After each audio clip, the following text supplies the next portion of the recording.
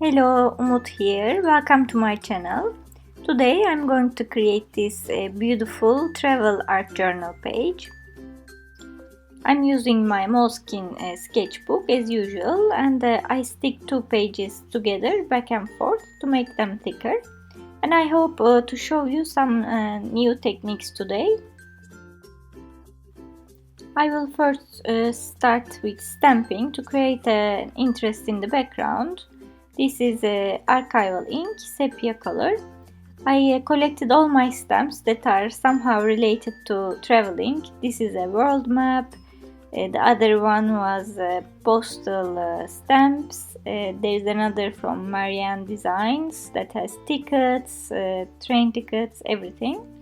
So I will use them randomly. Really use whatever you have in your hand.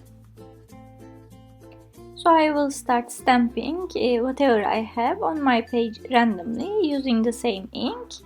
Here and there. This will be just the background. It will come through in a very subtle way because I'm going to put color on my page anyway. So whatever you have will be really enough.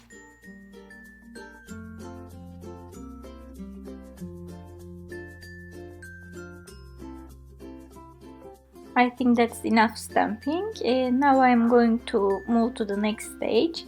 I am again tearing my pages. If you are familiar to my channel, I love this method. I tear them in different ways, not always to create a border like this. But it means I will create a border on the other pages. That's why it's also useful to leave pages empty, which gives you flexibility to do different things. I am just covering my page with gesso as well, light gesso, not to lose all that stamping that I did, but preparing my pages for paint. And I am going to use distress paints, one of my favorites. This is cracked pistachio, and I'm going to use two other colors. When I am applying them, you will see the names of the colors on your screen. The list of supplies are also down at the description area or in my blog, as well as the close-up pictures of the project. My preferred method to create backgrounds is always start from light and build up in time, slowly. So as you see, I will apply my colors with a baby wipe very lightly. And then as I go and as I wish, according to how it looks, I will build it up to a darker color. So I applied all three of my colors as a first layer. I added broken china and mermaid lagoon as well, as you saw. Now I'm going back and forth with all three colors, trying to create a look that I would be happy with. I can't recommend it enough that it's really more safe to start with lighter and build up your colors slowly, so that there is a turning back when you don't like something, rather than starting with a very dark color. So I really like how it looks now, my page. I'm going to do some texture work with again these stencils. I found them in my stash. They are related to travel. Random selections, so you can choose whatever you have. This is a tag, a ticket tag. I'm going to use only the inside. Then I am using this part of this stencil, the card postal one. And I will choose random lines from here and continue giving some texture to my page. I'm using light modeling paste here. I find it the best, very fluffy, it dries fast, and it creates a hard texture. As you see, I am fighting with the stencil and the paste not to ruin the other parts that I did already. So it's done now. I'm going to leave it aside for it to air dry a little bit.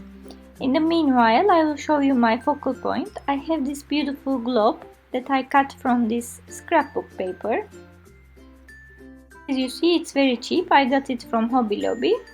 And I printed and cut these little monuments that are places to see when you travel, and I'm going to stick them on the globe, but to distress them and not to leave them white because it doesn't go with my page, I'm just covering them with a vintage photo.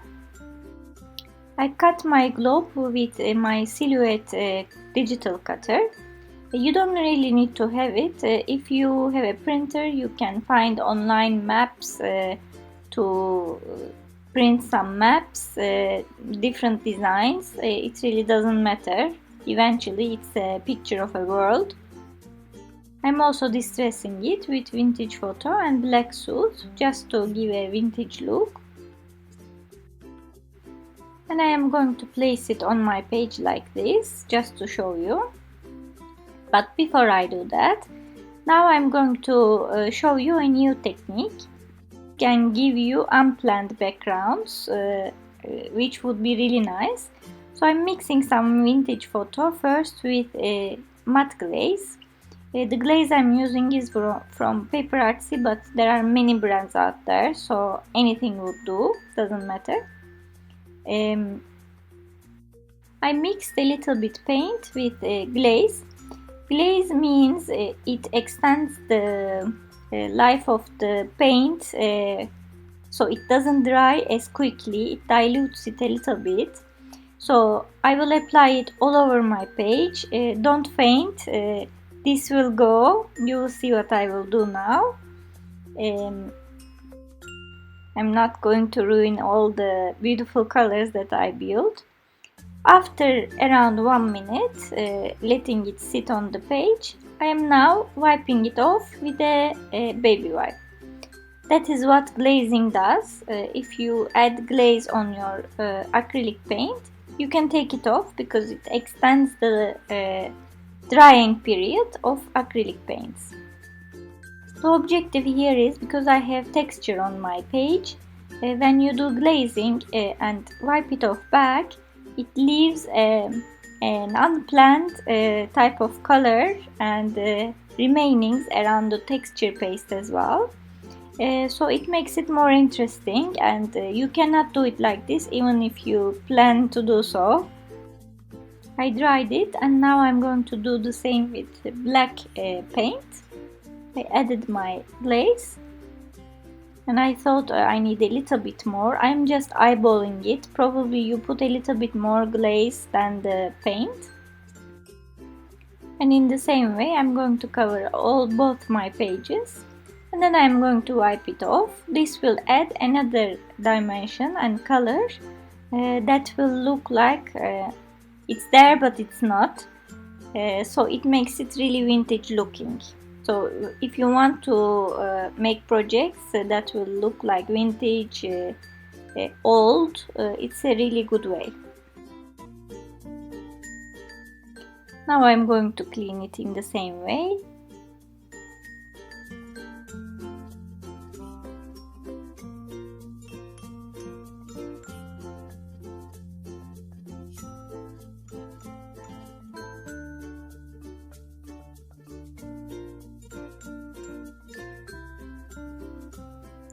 I want to replace a little bit color that I lost while all that wiping off.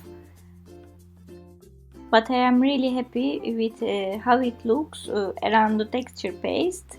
It looks much more vintage, worn out, and there is a coincidental look to it. So I'm really happy. I'm also adding a little bit vintage photo, again to add to the worn out vintagey look that I want to have. So here it is, how it looks after all that work, glazing, putting the paint, taking it off, but it's really worth it. Now I'm going to place my papers, the world and the monuments. So I'm going to stick my world. It will stick out from the journal, and I'm going to cut it.